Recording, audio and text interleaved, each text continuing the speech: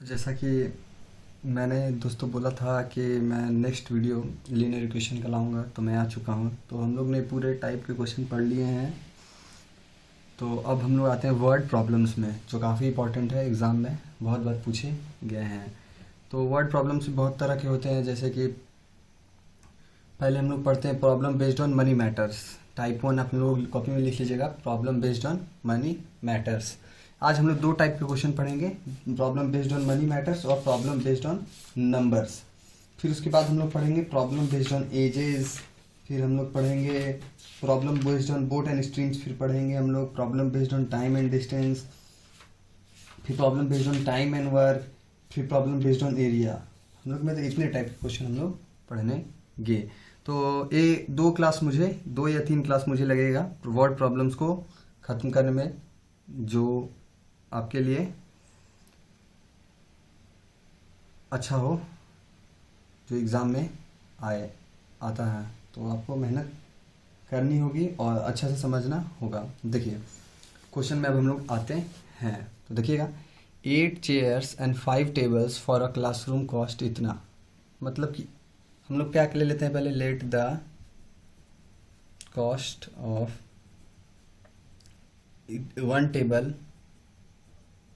One table be Y और one chair का क्या ले लेते हैं, बी एक्स। तो चेयर था शुरू में ये टेबल का वाई। तो पहला केस 1 क्या दिया है, ये केस 1 क्या दिया है कि 8 चेयर्स, तो 8x पूरा तो दाम होगा 8x, 8 into x. Cost price of 8 chairs कितना जाएगा, 8 इंटू एक्स। फिर 5 टेबल्स का क्या हो जाएगा, 5y। इसका कॉस्ट कितना दिया है, 10,500। नेक्स्ट केस 2 में क्या दिया हुआ है, 5 चेयर्स, तो 5x प्लस 3 टेबल्स, तो 3y। इसका कॉस्ट दिया है आपको 6,450। तब ये इक्वेशन 1 आ रहा है, इक्वेशन 2 आ रहा है। अब आप लोग को इसको सॉल्व करना है। मतलब हम लोग को बेसिकली ये जो क्वेश्चन है उसको समझना है, फिर उसी के बेस्ड पे हम लोग को क्वेश्चन को बनाना है। तब इसको हम लोग 3 से मल्टीप्लाई करते हैं, इसको 5 से कर देते हैं, y को सेम कर देते हैं। तो हम लोग का क्या आ जाएगा,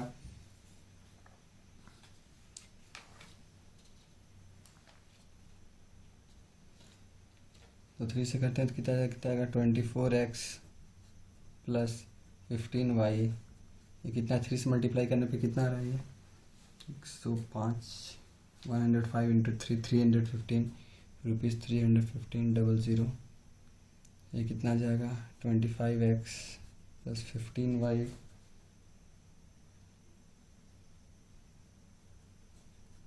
ये कितना आ जाएगा 32,250। अब इसको हम लोग सब्ट्रैक्ट कर देते हैं। ये कट गया, ये माइनस एक्स, इसको सब्ट्रैक्ट करेंगे तो आ रहा है -750। तो एक्स का वैल्यू हम लोग का 750 आ गया। अब एक्स का वैल्यू को हम लोग कोई भी दोनों इक्वेशन में पुट कर देते हैं। तो पुट करते हैं 8 इंटू 7, पहला इक्वेशन में पुट कर रहे हैं 8 into 750 plus 5y equal to 10,500। 8 into 750 क्या होता है 6,000। तो 6,000 plus 5y equal to rupees 10,500। 5y का वैल्यू क्या आ जाएगा 4,500। तो y का वैल्यू कितना आ गया 900। मतलब कि चेयर का कॉस्ट, ईच चेयर का कॉस्ट हम लोग का, x का वैल्यू क्या लिए थे हम लोग, 1 चेयर का कॉस्ट लिए थे। तो क्या आ गया 750 रुपीज़, और इसका कितना आ रहा है हम लोग का, टेबल का 900 रुपीज़। तो होप करता हूँ आपको समझ में आ गया हो ये क्वेश्चन। अभी हम लोग और भी क्वेश्चन लेंगे तो आगे भी और क्लियर आप लोग का होगा। तो हम लोग नेक्स्ट क्वेश्चन की ओर बढ़ते हैं। अभी हम लोग problem based on money matters ही हैं। तो नेक्स्ट क्वेश्चन देखिएगा क्या बोला जा रहा है। नेक्स्ट क्वेश्चन ये देखिए, जैसे the taxi charges in a city consist of a fix charge. तो फिक्स चार्ज को हम लोग क्या ले लेते हैं let the fix charge be X. कहीं भी जाते हैं कोई भी फिक्स चार्ज क्या लेते हैं तो उसको क्या मान लिए हम लोग एक्स। अब क्या बोल रहा है, and the remaining depending upon the distance covered in 1 kilometre. जैसे आप लोग ओला ट्रैवल करते हैं तो एक फिक्स चार्ज होता है, एक पर किलोमीटर भी चार्ज होता है। तो ये पर किलोमीटर चार्ज को हम लोग क्या ले लेंगे, अदर चार्ज पर किलोमीटर, उसको हम लोग वाई ले लेते हैं। तो क्या बोल रहा है कि if a person travels 60 kilometre, case 1, 60 kilometre, पहले तो बैठ गया तो उसमें x रुपया तो उसको लग गया, फिक्स चार्ज था वो लग गया। अब उसको 1 किलोमीटर जाने में y रुपया लगता था, लेकिन वो कितना किलोमीटर गया, 60 किलोमीटर। तो 60 किलोमीटर का क्या हो जाएगा, 60 इंटू वाई। सोचने वाली बात है, अगर 1 किलोमीटर का y रुपया वो दे रहा है तो 60 किलोमीटर गया तो उसका कितना रुपया देगा, 60y। अब x तो फिक्स चार्ज था वो तो लगेगा ही, तो इसको कितना रुपीज़ देना पड़ रहा है, 960। लेकिन अगर हम लोग केस 2 में आया जाए तो ये लोग 80 किलोमीटर ये जा रहा है, तो इसका क्या हो जाएगा, x plus 80y equal to ₹1260। अब दोनों को हम लोग सॉल्व कर देते हैं, माइनस कर देते हैं तीनों को, तो ये कट गया, -20y इक्वल टू आ रहा है -300। तो y का वैल्यू हम लोग का आ गया 15। तो x का वैल्यू हम लोग फाइंड कर लेते हैं, x प्लस 60 इंटू 15 ₹960।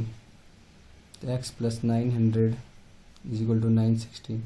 तो फिक्स चार्ज हम लोग का कितना आ रहा है, 960 माइनस 900, तो हम लोग का फिक्स चार्ज कितना आ रहा है, ₹60। और पर किलोमीटर हम लोग का कितना आ रहा है, 15 रुपीज़। तो काफ़ी आसान है, इस टाइप का क्वेश्चन काफ़ी आसान है जो बोर्ड में पूछे जाते हैं, जो काफ़ी इंपॉर्टेंट है बोर्ड पॉइंट ऑफ व्यू से। तो आपको कोई डाउट हो तो आप मुझे कमेंट में बताएं।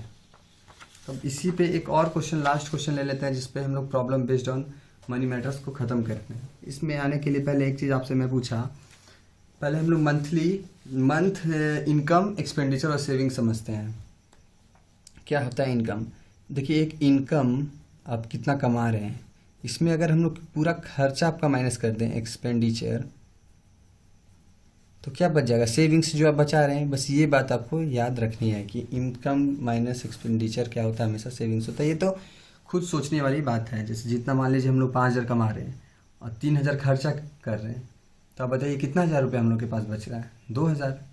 तो वही है कि इनकम माइनस एक्सपेंडिचर सेविंग्स होता है। अब क्वेश्चन में हम लोग आते हैं, the monthly incomes of A and B are in ratio 8:7। A B है, इसका इनकम कितना, इनकम का रेशियो क्या है, इनकम का रेशियो है 8:7। अब एक्सपेंडिचर का रेशियो क्या है हम लोग इसका, 19:16 एक्सपेंडिचर का रेशियो दिया है। तो हम लोग क्या ले लेते हैं, द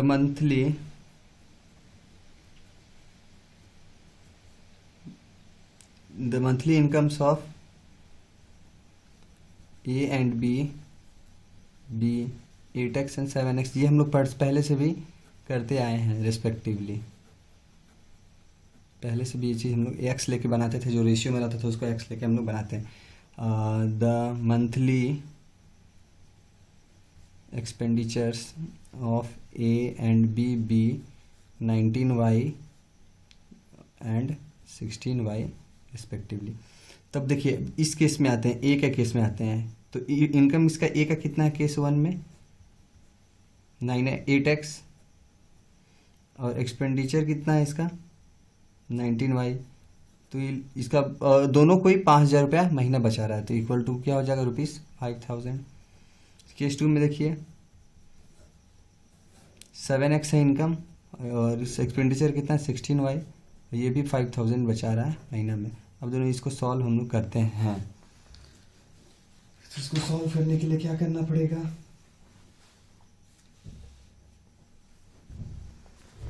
तो यहाँ 8 है, तो इसको लाना पड़ेगा 56 को मल्टीप्लाई के 7, इधर 8 मल्टीप्लाई करेंगे हम लोग, तो क्या आ जाएगा ये 56x minus 133y equal to ₹35,000। ये क्या आ जाएगा 56x minus 128y equal to ₹5,000 था, 40,000 माइनस प्लस माइनस, ये कितना आ रहा है हम लोग का, कट गया, -5y इक्वल टू -5,000। तो y का वैल्यू हम लोग का 1,000 आ रहा है, तो y का वैल्यू हम लोग का 1,000 आ रहा है।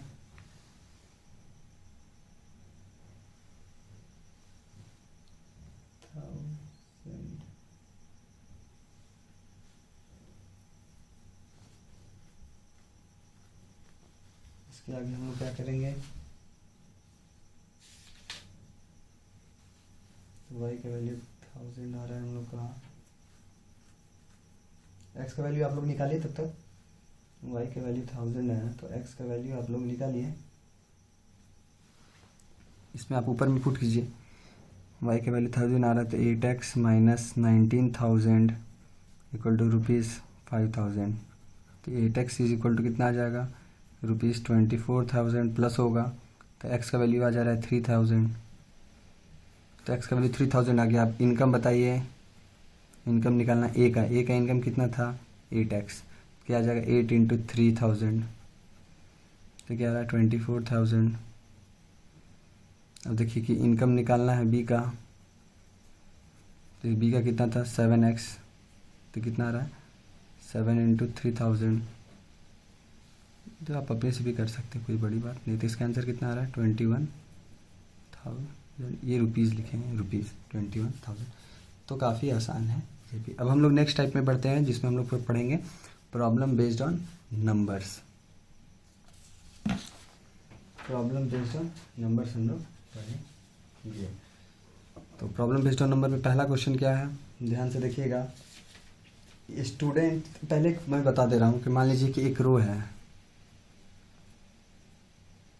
है, ऐसे हम लोग करते हैं। तो रो इनटू कॉलम हम लोग मल्टीप्लाई करके क्या करते थे, नंबर ऑफ स्टूडेंट तो पता चल जाता था हम लोग को, वो तो आपको सबको पता है। मान लीजिए कि जैसे क्वेश्चन में दिए तो रो इनटू कॉलम क्या होगा हम लोग का, इसमें क्वेश्चन में दिया है मान लीजिए एक रो में 5 बच्चे बैठे हैं, मान लीजिए इसमें 5 बच्चे बैठे हैं, 1 2 3 4 5 6 बच्चे हो गए, ठीक है कोई बात नहीं। और कितना रो हम लोग का 1 2 3 4 5, तो एक रो में 6 बच्चे हैं तो 5 रो में कितने बच्चे हो जाएंगे 6 इंटू 5। तो आपको ध्यान से ये चीज़ देखना। देखिए student of a class are made to stand in a rows, ठीक है कोई बात नहीं, स्टैंड रो में स्टैंड है। If 4 student stand are extra in a, पहले इस केस को हम लोग बाद में लेते हैं, पहले हम लोग जो चीज़ मानना है वो चीज़ मान लेते हैं। तो हम लोग क्या मान लेते हैं, नंबर ऑफ रोज तो हम लोग को नहीं पता है कितना है, जो इंपॉर्टेंट है नंबर ऑफ रोज अब तक नहीं पता रहेगा तो नंबर ऑफ स्टूडेंट कैलकुलेट नहीं होगा हम लोग से। तो नंबर ऑफ रोज क्या एक्स ले लेते हैं, और नंबर ऑफ स्टूडेंट्स ये भी नहीं पता है, number of students in each row आपको पता है नहीं पता है इन ईच रो, तो इसको भी पहले अननोन क्या होता है वो करते हैं। और नंबर ऑफ स्टूडेंट्स क्या हो जाएगा, नंबर ऑफ स्टूडेंट्स तो मैंने बताया था कि देखिए मल्टीप्लाई हो जाएगा एक्स इंटू वाई। क्यों होगा, क्योंकि रो कितना रो है और एक रो में अगर 6 बच्चे, जैसे इसमें बताए थे कि एक रो में अगर 6 बच्चा है तो 5 रो में कितना हो जाएगा 6 इंटू 5 30 स्टूडेंट्स वैसे किए हैं। रोज़ को एक्स मान लिए हैं नंबर ऑफ रोज़ को, और एक रो में कितना बच्चा उसको वाई हम लोग मान लिए हैं, तो कोई बात नहीं। अब हम लोग केस 1 में आते हैं। केस 1 क्या बोल रहा है, if 4 students are extra in each row, 4 students are extra in each row, तो क्या आ जाएगा वाई प्लस 4, पहले वाई था 4 आ रहा है एक्स्ट्रा आ रहा है तो वाई प्लस 4 हो जाएगा। There would be 2 rows less, तो रोज कितना हो जाएगा 2 लेस, एक्स माइनस 2। ये मल्टीप्लाई क्यों कर रहे हैं, ताकि क्योंकि rows into number of student ही हम लोग का, rows into number of student in each row multiply करेंगे तभी नंबर ऑफ स्टूडेंट, और नंबर ऑफ स्टूडेंट कितना है एक्स वाई। केस 2 आते हैं हम लोग, केस 2 में है if 4 students are less in each row, 4 students are less in each row, तो क्या वाई माइनस 4 आ जाएगा। तो there would be 4 rows more, तो 4 रोज मोर है तो X plus 4, number of student तो बराबर ही रहेगा तो एक्स इंटू वाई। अब ये दोनों इक्वेशन को आपको सॉल्व करना है, जो एज अ होमवर्क मैं दे दे रहा हूँ। ये आप लोग को मैं बता चुका हूँ कि कैसे करना है सॉल्व, आप लोग कर सकते हैं। इसका एक्सटेंड, इसका अगर हम लोग फर्दर इसको सॉल्व करेंगे आपको मल्टीप्लाई इधर से करना पड़ेगा, तो मैं डायरेक्ट यहाँ लिख दे रहा हूँ 2x minus Y equal to 4। इसको अगर फर्दर सॉल्व करेंगे तो आएगा y minus X equal to 4। तब ये दोनों को हम लोग सॉल्व करते हैं, तो ये दोनों को अगर सॉल्व करने के लिए ऐड कर देते हैं तो y कट गया, 2x माइनस एक्स कितना गया x इक्वल टू 8 आ रहा है, और जब x इक्वल टू 8 आ रहा है तो y इक्वल टू फिर 12 आ रहा है हम लोग का। ये आप कर लीजिएगा, मैं अब सोल्यूशन में तब मैं बता चुका हूँ पहले ही कैसे सॉल्व किया जाता है, तो इसमें मैं डीप में नहीं जाऊँगा। तब देखना है, ध्यान से देखना है, एक बार मैं और फिर से क्लियर कर दे रहा हूँ। मान लीजिए एक ये आपका रो है 1 2 3 4 5 6 7, आपका 7 रो है। अब एक चीज़ मैं क्लियर कर रहा हूँ, 7 रो, हर रो में 1 2 3 4 5 6 7 बच्चा बैठ रहा है, 1 2 3 4 5 6 7। तो मैं आपसे पूछूं, अगर एक रो में 7 बच्चा बैठ रहा है तो 7 रो में कितना बच्चा बैठेगा? तो 7 इंटू 7 49। ये चीज़ बस हम लोग को यहाँ समझना है। तो हम लोग टाइप 2 के ही दूसरे क्वेश्चन में जाते हैं जो काफ़ी इंपॉर्टेंट है एग्ज़ाम में। The sum of two numbers is 8। तो केस 1 क्या है? Two numbers is 8। अब और एक बात पे ध्यान देनी है कि हम लोग सॉल्व कर रहे हैं लीनियर इक्वेशन इन 2 वेरिएबल्स, तो हमेशा 2 वेरिएबल लेना है। क्वेश्चन में 2 केस दिया ही दिया रहेगा, नहीं तो फिर हम लोग कैसे बनाएंगे? 2 वेरिएबल मतलब 2 इक्वेशन। 3 वेरिएबल अगर है एक्स वाई जेड तो 3 इक्वेशन रहेगा तभी सॉल्व होगा, तो 2 वेरिएबल होगा ही। तो इसमें क्या हो जाएगा? एक्स प्लस वाई, 2 नंबर, एक को एक्स मान लिए एक को वाई मान लिए, तो 2 नंबर का सम कितना? 8। केस 2 क्या बोल रहा है? और सम ऑफ द रेसिप्रोकल, तो 1/x plus 1/y is equal to 8/15। आपको इसको सॉल्व करना है, तो कैसे सॉल्व करेंगे? जो काफ़ी आसान है, आप लोग सॉल्व कर सकते हैं। तो इसको चलिए सॉल्व करते हैं हम लोग। पहला इक्वेशन तो सही है, दूसरा इक्वेशन को हम लोग स्टैंडर्ड फॉर्म में चेंज करते हैं। तो y प्लस एक्स बाई में XY इक्वल टू 8/15 है, तो ये कितना जाएगा? 15y plus 15x equal to 8xy। तो ये कितना जाएगा? 15x plus 15y equal to 8xy। कोई दिक्कत नहीं है। अब हम लोग इसको सॉल्व करना है। तो दूसरा इक्वेशन था x plus Y is equal to 8। तो ये कैसे सॉल्व होगा? तो उसको फिर सॉल्व कैसे किया जाए, कुछ आइडिया है आप लोग को?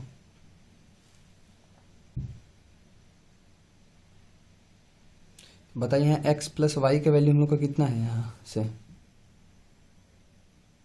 यहाँ पे अगर 15 कॉमन निकाल लिए इक्वेशन में, हम लोग 15 कॉमन निकाल लिया जाए तो क्या बच जाएगा? x plus Y is equal to 8xy। पहला इक्वेशन में x प्लस वाई का वैल्यू कितना? 8 है, तो यहाँ पुट कर देते हैं, तो क्या जाएगा? 15 into 8 is equal to 8xy। 15 into 8 कितना आ रहा? 120 इज इक्वल टू 8xy। इसको सॉल्व करेंगे कितना जाएगा? 15